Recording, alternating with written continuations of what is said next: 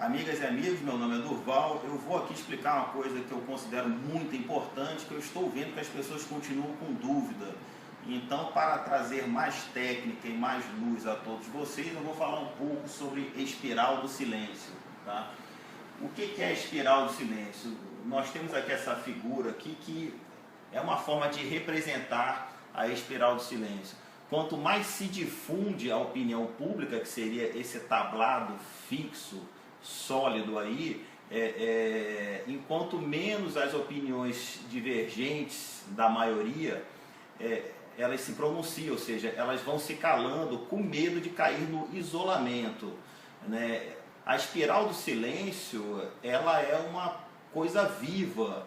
Ela, a cada dia, ela muda. A opinião pública, ela vai se moldando com o tempo, de acordo com os costumes, de acordo com a moral, de acordo com a lei. Então, enquanto mais parecida com a opinião pública, mais você tem prazer de falar. Se a sua voz for muito destoante da opinião pública, você evita falar para não ser isolado, né? Mas, como a espiral do silêncio ela é viva, ela funciona de forma ascendente, ou seja, tem algumas pessoas que têm um ponto de vista diferente, que se tiver a técnica correta, o método correto, ela vai subindo e subindo, subindo até se transformar em opinião pública. Essa diferença durante um tempo chama-se discrepância. Né? Existe a espiral saudável e existe a espiral que não é saudável. O que é uma espiral saudável? Ela é viva, ela tem movimento, como eu falei para todos vocês. As pessoas ajustam a sua própria opinião à da maioria. Se a maioria, falta aqui, é a média de um modelo positivo, não haverá divergências na opinião pública e tenderá a uma opinião única.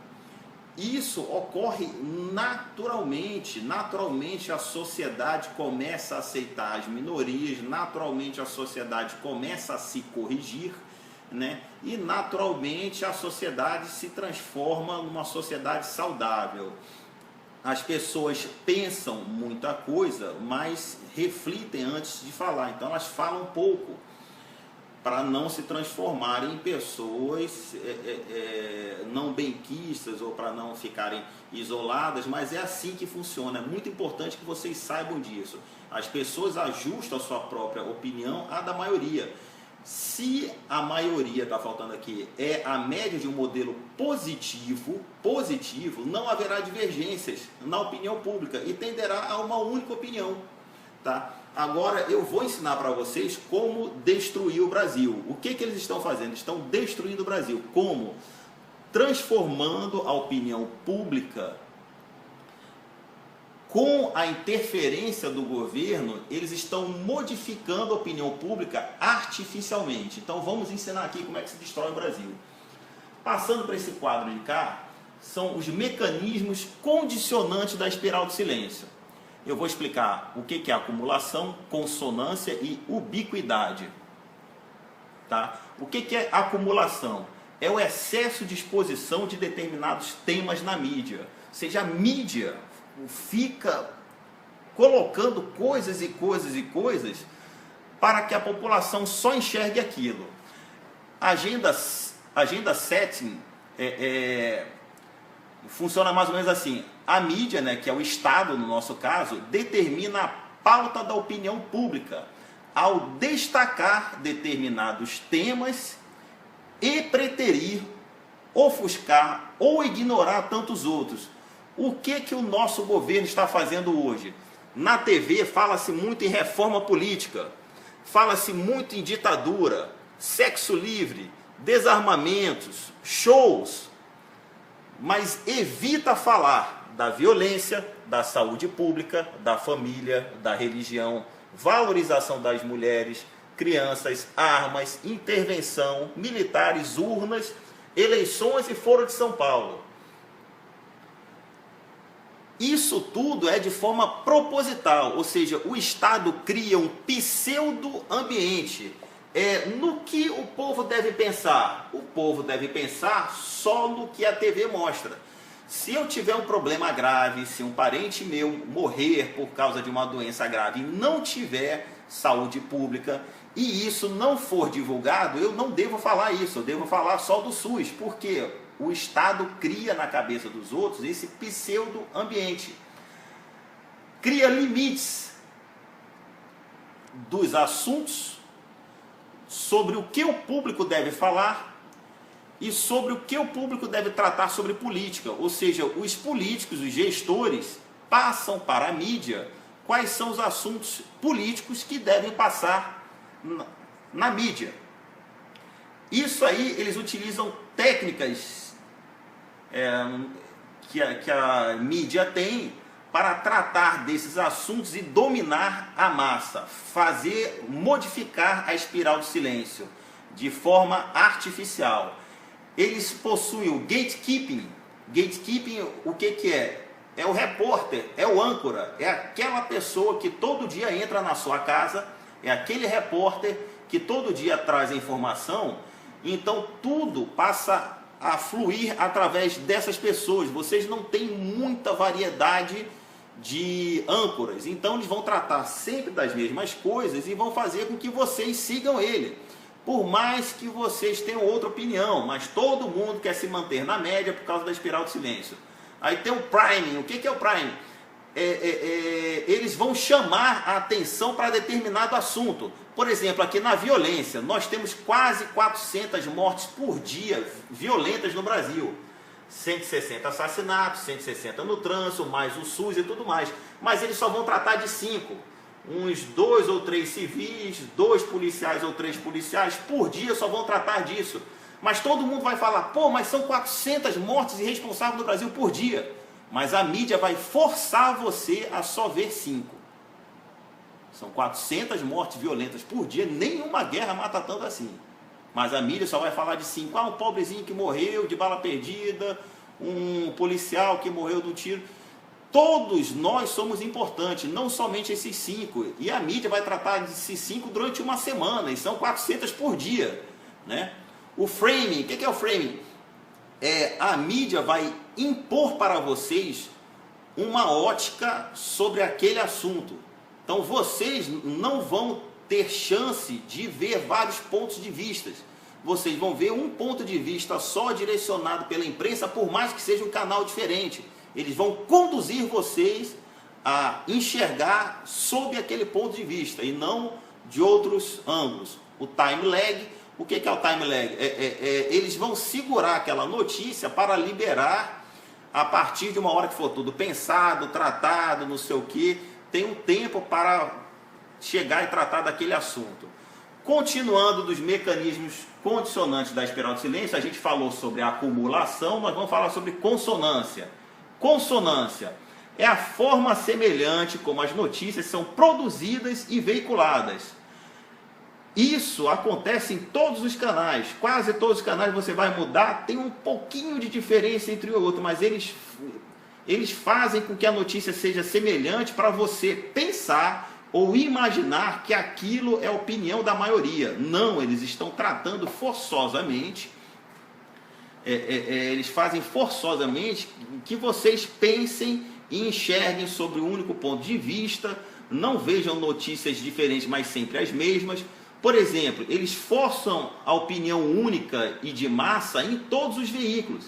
Eles falam sobre ditadura, que não houve no Brasil. Eles falam sobre desarmar a população, mas não fala que os bandidos estão armados. Falam sobre crise econômica. Então, esses assuntos, ditadura, desarmar e crise econômica, é uma forma do poder se defender do povo. Por quê? Por exemplo, falar que houve ditadura aqui no Brasil é uma das maiores estupidez do mundo. Vamos citar aqui o motivo. A ONU, o Brasil nunca foi denunciado à ONU por ditadura. Nunca foi. E nesse período o Brasil era extremamente seguro. Hoje nós temos 60 mil assassinatos por ano, 60 mil mortes no trânsito, mais não sei quantas mortes no SUS e outras mortes suspeitas, que dá em torno de 150 mil mortes por ano. E nenhuma guerra do mundo mata tanto. Nós somos a melhor guerra do mundo, quando na TV só mostra bunda e outras coisas assim. Mas vamos lá. Ubiquidade. O que é ubiquidade? É a presença da mídia em todos os lugares, em menor ou maior grau. Então eles ficam aparecendo em todo o Brasil, no interior dos Cafundó do Judas, tá lá a mídia falando sobre ditadura, que ter arma é feio, que quase aconteceu um acidente com arma, mas ninguém fala, por exemplo, que na época do governo militar, no estado de São Paulo, os civis tinham 100 mil portes de arma. E hoje só possui 80 portes de arma. E antes o estado de São Paulo era muito mais seguro. E hoje é inseguro, porque as pessoas não têm armas para se defender. Mas a TV mostra o tempo todo, não, que ter arma em casa é perigoso. Quando morre uma pessoa, eles ficam falando daquilo durante um mês todo. Mas não fala que tem 400 mortes por dia.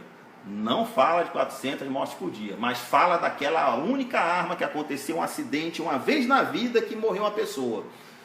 Como que se explode uma espiral do silêncio negativa? Ou seja, a espiral do silêncio, a opinião pública hoje no Brasil, ela não é a opinião do povo. Ela é uma opinião formada pela mídia que pertence ao governo. Repetindo, a opinião pública não é a opinião natural, que sempre teve no Brasil. As pessoas eram complacentes com religião, com credo, cor, raça, com homossexualismo, com tudo isso. Nós sempre fomos. Agora não, agora tem luta de classe, luta de sul com norte, religião com outra, não sei o quê. Tudo isso é forçado, opinião pública forçada. Como que se explode uma espiral de silêncio negativa? Através da verdade. Você deve informar-se e deve compartilhar isso. Exemplo que existe a espiral de silêncio negativa no Brasil. Como é que você enxerga isso? Nós temos aqui a espiral de silêncio. Através da propaganda e marketing, você modifica os parâmetros de opinião pública do povo, a forma como o povo pensa.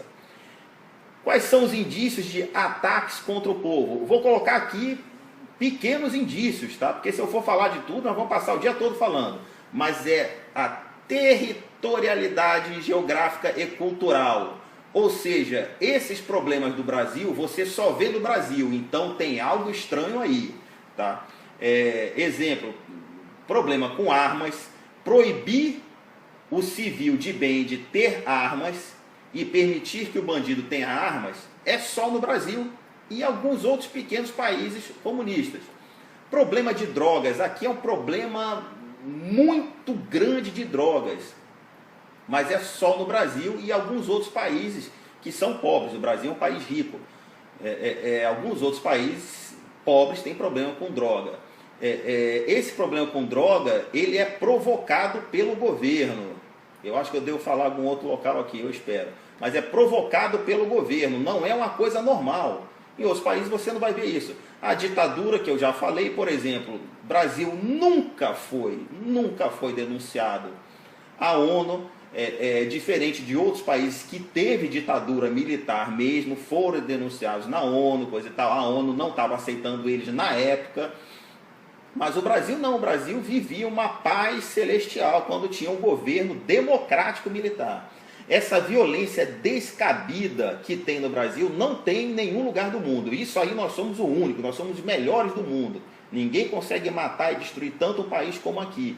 E isso é provocado pelo governo. Então isso está limitado ao nosso território geográfico e cultural, né? O povo não é violento naturalmente, mas é reflexo do governo. O povo age de acordo com o governo, ou como a gente falava lá no exército, a tropa é espelho do guia. Se o quartel tem problema, a culpa é do comandante, não é da tropa, tá?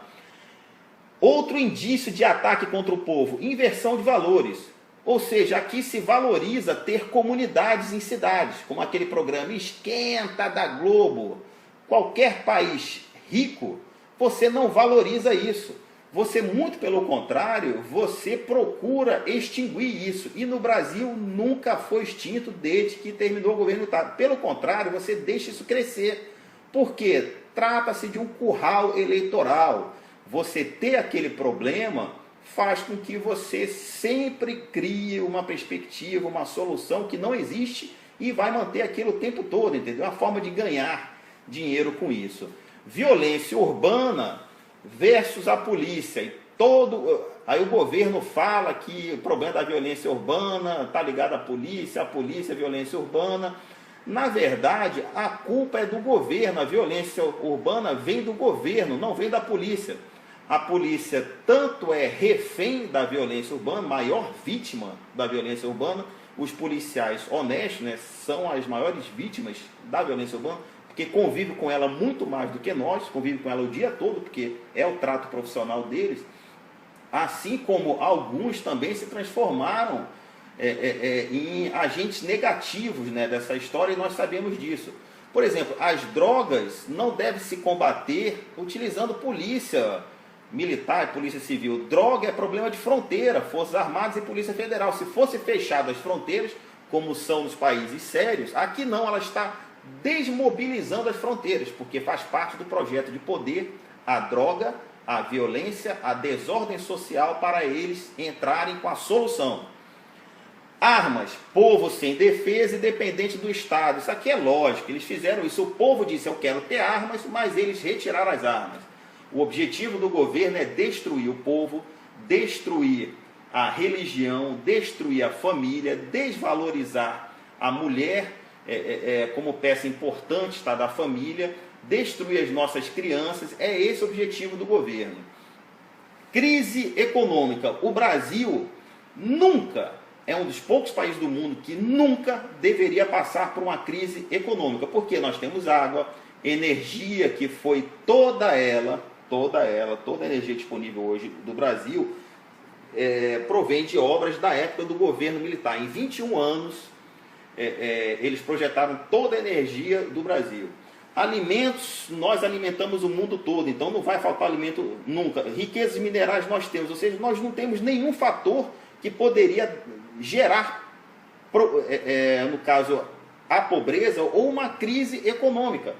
Porque o planejamento estratégico do governo militar nos 21 anos fez com que hoje no Brasil nós tivéssemos todas as rodovias federais, todos os portos que tem hoje, não foi construído nenhum porto, a não ser em Cuba, Uruguai e outros países, todas as rodovias federais foi o Exército também que fez.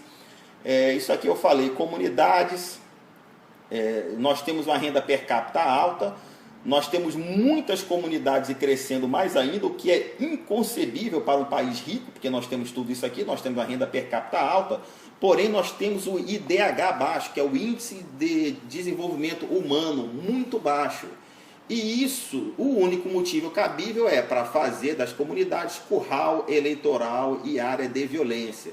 Então toda a violência, todos os problemas de hoje que nós temos no Brasil é culpa do governo, não tem outro motivo. Por exemplo, mentiras está em mídia. O dia 15/3, quem marcou 15 de março foi o governo. Todo mundo diz, não, mas foi o movimento Vem Pra Rua, Revoltados Online, Vem Pra Rua, Revoltados, MBL. Aí as pessoas olham assim, não foram eles, não, mas esses movimentos são pagos pelo governo, são financiados pelo governo. Então foram milhares de pessoas, milhões de pessoas, melhor dizendo, às ruas, pedindo tudo menos lei anticorrupção. Como resultado de 10 milhões de pessoas na rua, o governo disse que o povo quer uma lei anticorrupção. Eles estão mentindo, esse governo não nos representa, esse governo não nos representa desde FHC, que assinou a OIT 169, dando 216 micronações indígenas, criando 216 micronações que vai de encontro à Constituição, porque isso é dividir o país. FHC assinou a PNDH 1, que ratificou a OIT 169, assinou a PNDH 2, o Lula assinou a PNDH 3, tanto FHC como Lula, como Dilma, doaram recursos do Brasil para outros países de forma ilegal, ou seja, roubaram o nosso dinheiro, porque qualquer empréstimo tem que passar pelo Congresso, nenhum deles passou pelo Congresso, o dinheiro foi desviado. O Lula criou uma lei onde o recurso público passa que é pago para sindicatos ou para ONGs não pode ser mais fiscalizado pelo TCU. Ou seja, você manda milhões para uma ONG, o que é ilegal, dinheiro de imposto não deveria ir para a ONG, não pode ir, tem que ir para o governo gastar com o seu povo. Aí o governo dá dinheiro para a ONG e essa ONG não é fiscalizada pela TCU porque o Lula criou uma lei para não fiscalizar. Então, os sindicatos recebem dinheiro do governo e não são fiscalizados. Por isso que o sindicato nunca acompanha o movimento popular. Se o Brasil está numa situação terrível, se aumenta a passagem de ônibus, se aumenta a passagem de trem, o sindicato só vai para a rua se o governo quiser, porque o sindicato está na mão do governo, né? Está na mão do governo. Outro exemplo de mentira através da mídia: a popularidade da Dilma está em 7%. O que o governo disse que... Aí o governo deu a sua justificativa para a popularidade dela estar em 7%. Não, a população está pedindo do governo humildade. Gente, o que é que tem a ver popularidade 7% com o povo está pedindo humildade do governo? Nada, nada. É um governo que não nos representa, eles estão mentindo na cara de pau. Eu estou preocupado sobre o que o governo vai dizer com o dia 12/4, que foi um dia marcado por eles também. Eu acho que eles vão pedir a reforma política. Reforma política, vocês têm que entender o que é. Eles querem dar... Tem várias coisas escritas lá, mas a que vai destruir o Brasil, o que é? Eles vão pegar pessoal do MST, MTST e de outros movimentos populares, tá? E eles vão representar o nosso voto sem nunca terem sido votados. Ou seja, se alguém invadir a sua casa, você tem uma casa de 5 quartos, aí você ocupa 2 quartos, se famílias do MTST ocuparem os outros 3 quartos, você não pode retirar a bala, porque você não tem mais bala, não tem mais arma. E 2, você, pela lei, você vai ter que negociar com eles se eles vão sair ou não. Olha só o absurdo. Então, eles querem com que essas pessoas decidam o seu futuro. Eles não foram eleitos, não representam o povo. É o PT que vai colocar eles lá. Eles vão decidir o seu futuro e o que você vai fazer com os seus bens. Outra coisa importante que todos vocês devem saber. Marcha da Família, que foi no dia 28 agora. Vezes a mídia, vezes a eficiência está no combate. Qual é a diferença da Marcha da Família para as outras marchas? A Marcha da Família são pessoas que estão fora da espiral do silêncio destrutiva. Elas não estão na espiral do silêncio destrutiva. São pessoas que na verdade são formadores de opinião ou multiplicadores. São pessoas que não vão para o movimento que vai para as ruas por causa de trio elétrico, por causa de pessoas famosas. São pessoas que têm uma qualidade muito maior do que uma quantidade. E o que isso significa em eficiência de combate? Ora, nós temos na história, comprovadamente, que diversos exércitos muito menores venceram exércitos muito maiores porque tinha uma qualidade muito boa. Então as pessoas da Marcha da Família, todos sabem qual é a real situação do país. Por exemplo, aqui no Brasil, quando se foi combater a guerrilha do Araguaia, que demorou muitos anos, o exército ele teve diversos problemas, porque ele mandou tropa regular primeiro, mandou mais de 3.000 homens para combater as guerrilhas. Né? E não conseguiu. Depois ele passou de quantidade para qualidade. Com um grupo que variava entre 70 e 120 homens, venceu a guerrilha do Araguaia, com forças especiais, pessoal de comandos, pessoal de comunicações, engenheiros, médicos. Só com equipe reduzida, mas bastante eficiente, eles venceram tal combate. Então é assim que vocês devem estar enxergar a marcha da família. Então, a espiral do silêncio, eu espero que esteja bem explicado e que todo mundo entenda o quanto é simples e vocês entendam como que vocês estão sendo enganados. Qualquer dúvida, vocês nos procurem aí no Face, YouTube e tudo mais, que nós vamos dirimir as dúvidas. Muito obrigado.